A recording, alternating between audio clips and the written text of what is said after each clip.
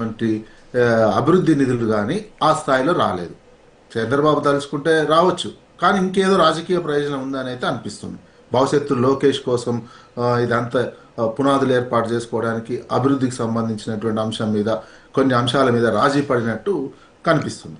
ఈ రకమైనటువంటి 18 నెలల కాలంలో భవిష్యత్తు రాజకీయ పునాదికి లోకేష్కి కావాల్సినటువంటి పునాది వేసుకోవడంలో సక్సెస్ అయ్యారు. అది దాని విషయంలో కేంద్రంతో మోడీతోటి వాళ్ళకు ఉన్నటువంటి రిలేషన్స్ దానికే ఎక్కువగా ఉపయోగించినట్టు కనిపించింది. ఇక మిగతా సంక్షేమానికి సంబంధించి సూపర్ 6 పూర్తి స్థాయిలో ఇంప్లిమెంటేషన్ కాలేదు. మిగతా అంశాలు ఇక ఎరువుల సమస్య అలానే ఉంది. రైతాంగ వడ్ల కొనుగోలుకు సంబంధించి అనేక ఆందోళనలు జరిగినటువంటిది ఉన్నది. ఇక మెడికల్ కాలేజీలకు సంబంధించినటువంటి అంశం, మెడికల్ కాలేజీలది అది ఒక ప్రైవేటు. చంద్రబాబు అంటేనే ఉమ్మడి ఆంధ్రప్రదేశ్ నుంచి ఉన్నప్పటి నుంచి కూడా చంద్రబాబుకు ప్రపంచ బ్యాంకుకు సంబంధించినటువంటి మనిషి, పెట్టుబడిదారులకు సంబంధించినటువంటి మనిషి, ప్రైవేటీకరణకు అనుకూలమైనటువంటి వ్యక్తి. ప్రభుత్వానికి సంబంధించిన విద్యుత్ ఉద్యమం కూడా అప్పుడు అందుకే వచ్చింది. చంద్రబాబుకు సంబంధించినటువంటి ఉమ్మడి ఆంధ్రప్రదేశ్లో చంద్రబాబు అంటేనే ప్రైవేటీకరణ. దాన్ని ఆ ముద్రను తొలగించుకోలేకపోయారు ఈ మెడికల్ కాలేజీలకు సంబంధించిన ప్రభుత్వంలో. ఎందుకంటే ఇప్పుడు నెక్స్ట్ లెవెల్లో ప్రజలకు కావాల్సింది విద్యా వైద్యమే. మిగతా అంశాలు జనరల్ సంక్షేమము, గ్రామీణ ప్రాంతాల్లో సిమెంట్ రోడ్లు, ఇటువంటి అన్ని కొన్ని ఫినిష్ అయిపోయినాయి ఈ కాలంలో. మొత్తం ఈ ఎవల్యూషన్లో, ఈ పరిణామ క్రమంలో నెక్స్ట్ విద్యా వైద్యమే ఉచితంగా అందించాల్సినటువంటి సమయం ఉంది. దేశ ప్రజలకు కావచ్చు, రాష్ట్ర ప్రజలకు కావచ్చు, ఎవరికైనా. ఆ వైద్యానికి సంబంధించినటువంటిది ప్రైవేట్ చేతుల్లో పెట్టడం అత్యంత ప్రమాదకరము. అది సరైనటువంటి చర్య కాదు. ఇది ప్రజల ఇష్యూనే ముఖ్యంగా. అంటే ఇక్కడ ఒకటి సార్ విజయ్ కుమార్ గారు, ఓకే, వైఎస్ఆర్ కాంగ్రెస్ పార్టీ ప్రైవేటీకరణ అనే పదాన్ని గట్టిగా పెడుతుంది. సో మనం కూడా ఆ పదాన్ని అలా కాకుండా పబ్లిక్ అనే పదాన్ని ఎందుకు దాంట్లో నుంచి మనం తీసేస్తున్నాం? గవర్నమెంట్ ఉంది, దాంట్లో ప్రభుత్వం ఒకటి ఉంది.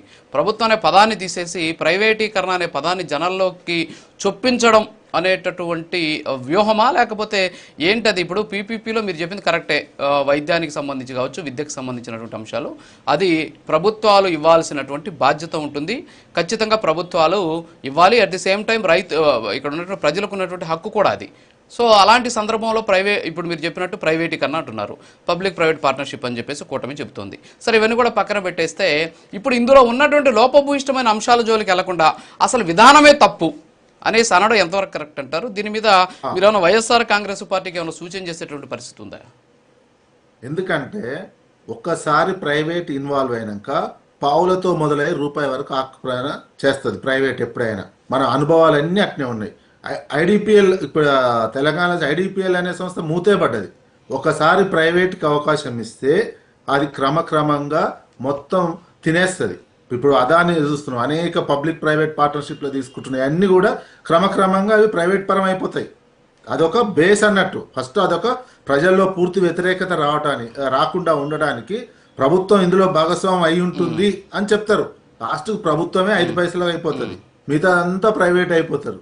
ఆ రకమైనటువంటి ఎందుకంటే వైద్యం అనేది చాలా కీలకం భవిష్యత్తులో. ఇక మిగతా అంశాలు దాదాపుగా ఒక్కొక్కటి ఏమున్నా ప్రైవేట్లో ఉన్నా ఏదున్నా జరుగుతుంటాయి.